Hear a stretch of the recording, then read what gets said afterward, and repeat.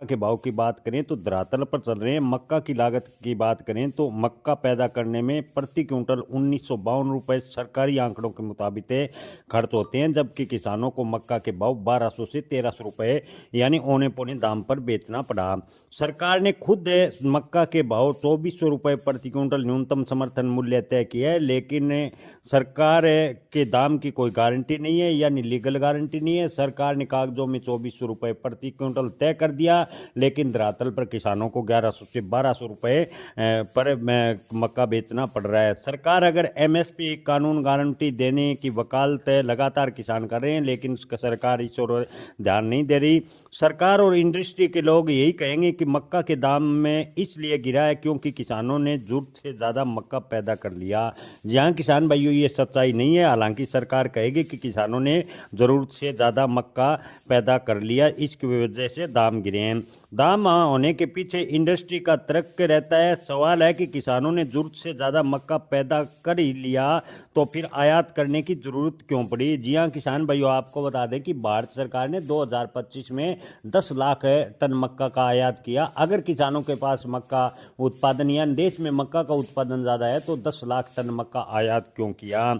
जब भारत में पर्याप्त मक्का है तो स्वदेशी का नारा लगाने वालों ने आयात क्यों किया। Director general of commercial intelligence and statistics यानी डीजीसीआईएस के अनुसार केंद्र सरकार ने 2025 में रिकॉर्ड 9,70,070 मैट्रिक टन मक्का का आयात किया, यानी करीबन 10 लाख टन मक्का का आयात किया, जो पिछले 10 सालों में इतना मक्का आयात नहीं किया गया। इस पॉलिसी ने किसानों को बर्बाद कर दिया।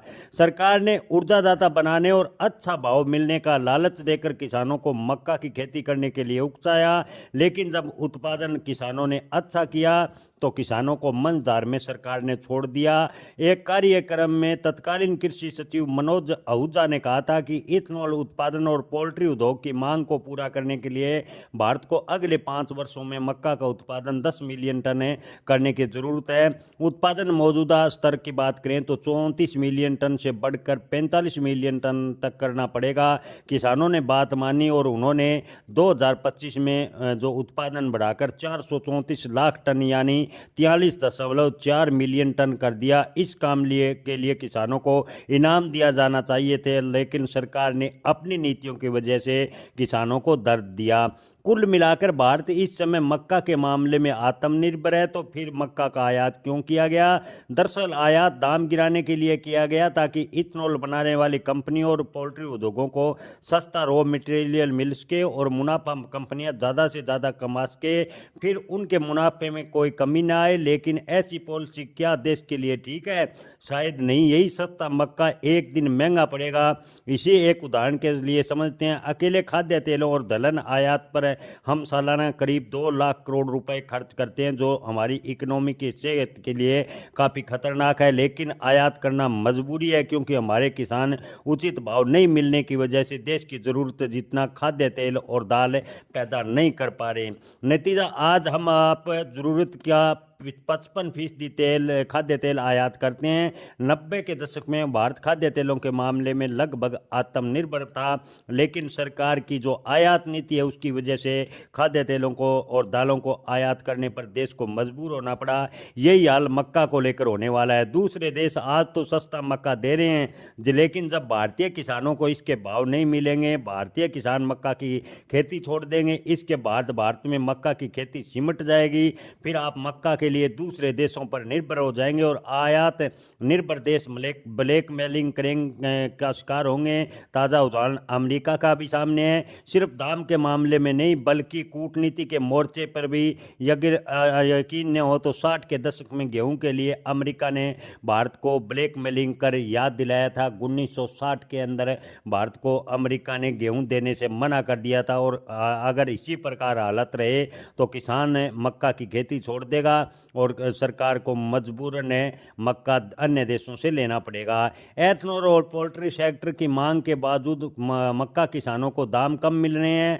आपको बता दें कि एथनॉल और पोल्ट्री इंडस्ट्री को भारी मांग के बावजूद किसानों ने औने पौने दाम पर मक्का बेचने को मजबूर कर दिया। सवाल किसी के मन में उठ रहा है। दरअसल आरोप है कि सरकार की नीतियों ने मक्का किसानों को संकट में डाला है। पोल्ट्री सेक्टर के कुछ उद्योगपतियों के हित को साधने के लिए लाखों किसानों को बलि चढ़ा दिया गया। देश के किसानों का उगाया मक्का बिक नहीं रहा, जबकि देश के उद्योगों के दबाव में करीब 10 लाख टन मक्का विदेशों से आयात कर लिया गया। इससे उद्योगों को तो फायदा मिलता है, लेकिन मक्का उत्पादन किसान नुकसान में चले गए। उद्योगों की अपील पर खाद्य और वाणिज्य मंत्रालय सक्रिय दिखे, मगर किसानों की आमदनी बढ़ाने की जिम्मेवारी संभाल रहे कृषि मंत्रालय की ओर से कोई ठोस कदम नजर नहीं आया।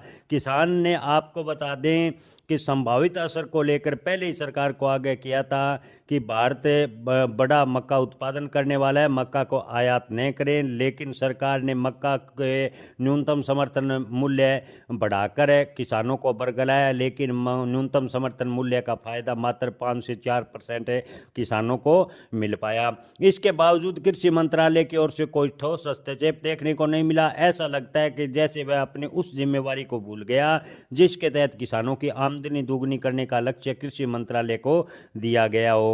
किसान भाइयों, सवाल ये है कि जब खाद्य और वाणिज्य मंत्रालय उद्योगपतियों की मांग को मानकर मक्का आयात करने का फैसला लेते हैं, तब कृषि मंत्रालय किसानों के हित के लिए खड़ा क्यों नहीं होता? क्या कृषि मंत्रालय ने इस आयात पर एक बार विरोध किया?